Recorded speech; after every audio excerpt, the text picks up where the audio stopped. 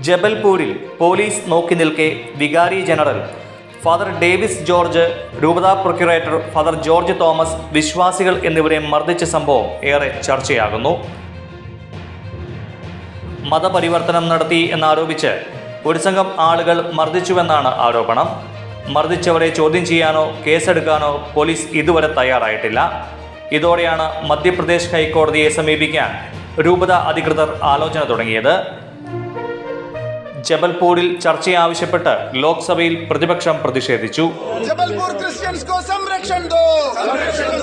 ജബൽപൂരിൽ എന്താണ് സംഭവിക്കുന്നത്?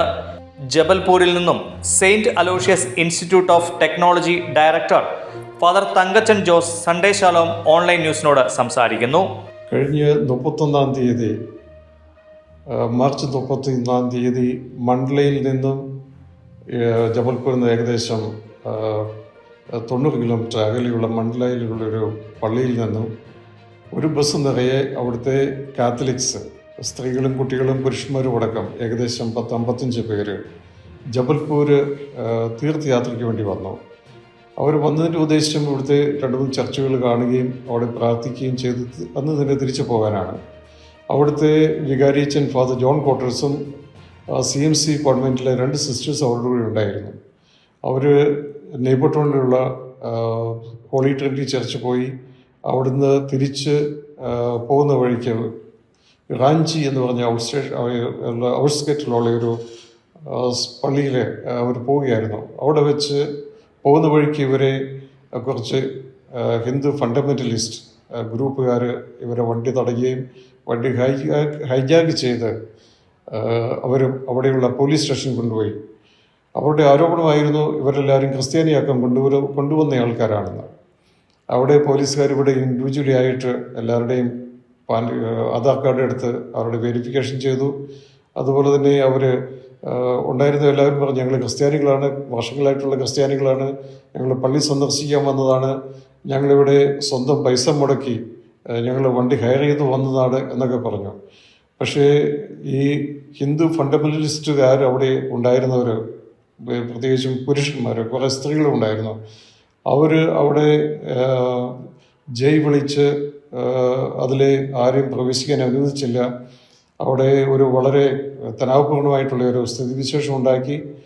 അത് കഴിഞ്ഞിട്ട് ഇത് കേട്ടറിഞ്ഞ് ഞങ്ങളുടെ vicar general reverend doctor father Davis ജോർജും ഞങ്ങളുടെ രൂപതയുടെ പ്രൊക്യുറേറ്ററും സെക്രട്ടറി ആയിരുന്ന ഫാദർ ജോർജ് ടിയും കത്തീഡ്രൽ പള്ളിയുടെ പാരിഷ് കൗൺസിൽ സെക്രട്ടറിയായ മിസ്റ്റർ ഫെലിക്സ് ബർലയും കൂടി അവിടെ പോയി. അവരോട് പോലീസ് സ്റ്റേഷനിലേക്ക് എൻ്റർ ചെയ്തപ്പോൾ ഇവരോട് ചോദിച്ചു, പേരെന്താണെന്ന് ചോദിച്ചു. അവർ ക്രിസ്ത്യൻ പേര് പറഞ്ഞു കേട്ടപ്പോഴേ അവർ ആക്രമിക്കുകയാണ് ചെയ്തത്.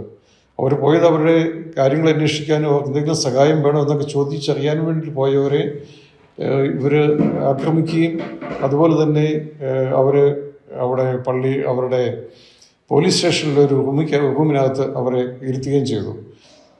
നിലത്ത് അവരെ ഇരുത്തി. അത് കഴിഞ്ഞിട്ട് അവിടെ എത്രയോ പള്ളിയിൽ അവിടെ അടുത്തുണ്ടായിരുന്ന ക്രിസ്ത്യാനികൾ ചെന്നവരെല്ലാവരെയും അവർ ആക്രമിക്കുകയുണ്ടായി. ഇതാണ് അവിടെ ഉണ്ടായ സംഭവം. ഒരു കാരണമില്ലാതെ കണ്ട് എല്ലാ കാര്യങ്ങൾക്കും മതപരിവർത്തനത്തിൻ്റെ പേരും പറഞ്ഞ് ക്രിസ്ത്യാനികളെ ആക്രമിക്കുകയാണ് ഇപ്പോൾ സംഭവിക്കുന്നത്. ക്രിസ്ത്യാനികൾക്ക് അതിലൂടെ സഞ്ചരിക്കാനുള്ള സ്വാതന്ത്ര്യം ഇല്ലാതാക്കിയാണ്. എന്ത് കാര്യത്തിനും ക്രിസ്ത്യാനികളെ ആക്രമിക്കാൻ ഒരു മതപരിവർത്തനത്തിൻ്റെ പേരാണ് പറയാറ്. അതാണ് അവിടെ സംഭവിച്ചത്. അതിൻ്റെ വീഡിയോ വിഷ്വൽസ് എല്ലാം ഉണ്ട്, മീഡിയയിലും വാട്സപ്പിലും സോഷ്യൽ മീഡിയയിലും എല്ലാം ഉണ്ട്.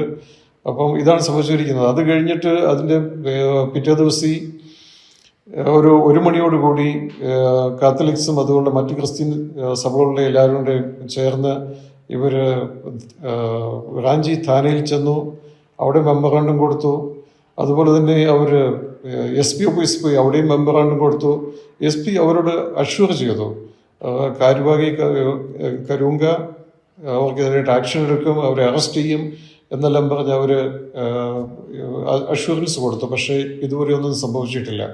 അതുപോലെ തന്നെ അത് കഴിഞ്ഞ് ഞങ്ങൾ മീറ്റിംഗ് നടന്നു. അത് കഴിഞ്ഞ് വീണ്ടും കത്തോലിക്സ് ക്രിസ്ത്യാനികളും ഇതിൽ വളരെയധികം ദുഃഖിതരാണ്.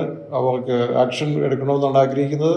അപ്പോൾ അതിനുവേണ്ട കാര്യങ്ങളെല്ലാം ചെയ്യാണ്. പക്ഷേ ഇതുവരെയും FIR ഇവർക്കെതിരായിട്ട് ഇതുവരെ രജിസ്റ്റർ ചെയ്തിട്ടില്ല. ഇതാണ് ഇപ്പോഴത്തെ സ്ഥിതിവിശേഷം.